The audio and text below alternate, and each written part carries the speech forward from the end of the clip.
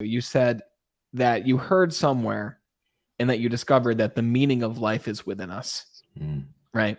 And you have discovered that really, if you think about, okay, well, what does it really come down to? The meaning of life for me, it's world peace. And I think that's the most beautiful mission you can go for. And you've got to be built for that, right? And you've got special gifts that can help bring us there. Other people have different gifts.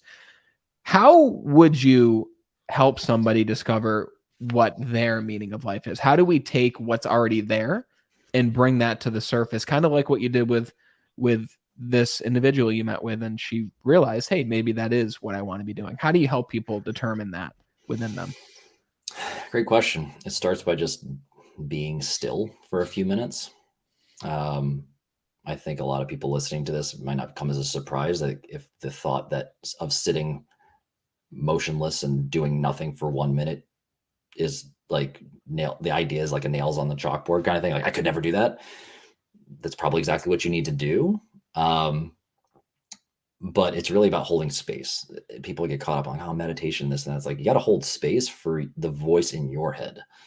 And the reason why you're running into problems and you're feeling cloudy and you're just running around chasing your own tail is because you're listening to all the other voices in your head, whether it's your moms, your dads, your brothers, your sisters, your friends, your business colleagues, your boss, your whatever.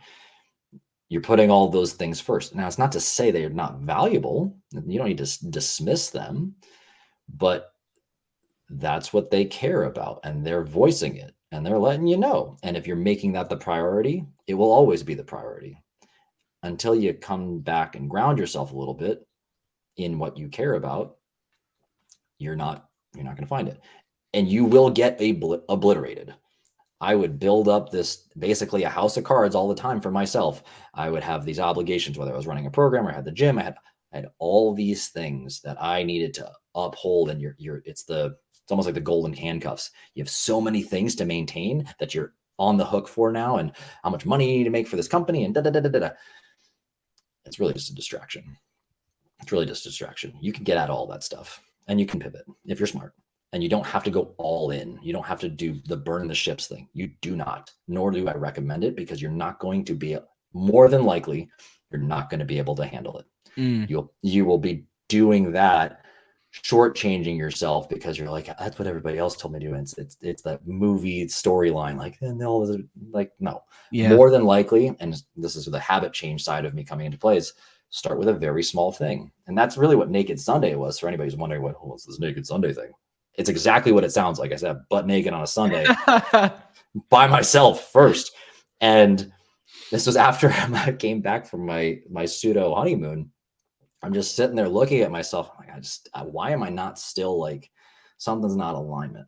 And I started doing this Naked Sunday thing, and I just sat and I dealt with it. And I did not realize how much I didn't like myself. And I looked over at my wife and I was like, she loves me. Why is she still here? She's not here for the shell. She's not here. Like she likes the gym and all that stuff, but she's like, she'd be with me anyway. What is she really holding on to? What is she really about? And brings up values. And I went through all of my values. I have a thing, I call it the anti-value method. For the record, everybody wants to figure out their values really fast. For any similar to what you're talking about before, it's like, think about what pisses you off first. That's it.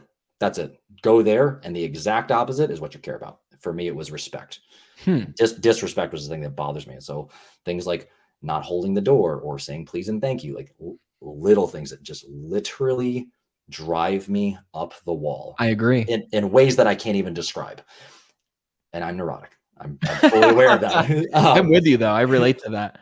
It's little things, because in abundance, that's like the foundation for like, well, what if we're at a bigger meeting and there's a lot of higher, concepts being discussed, and we have a lot of people and a lot of energies we need to be aware of. If you don't have that genuine general practice of like, this is just how you show up in the world, the likelihood of you being able to show up at that moment, you're not prepared. You're not preparing for the ultimate, when it's going to be called upon.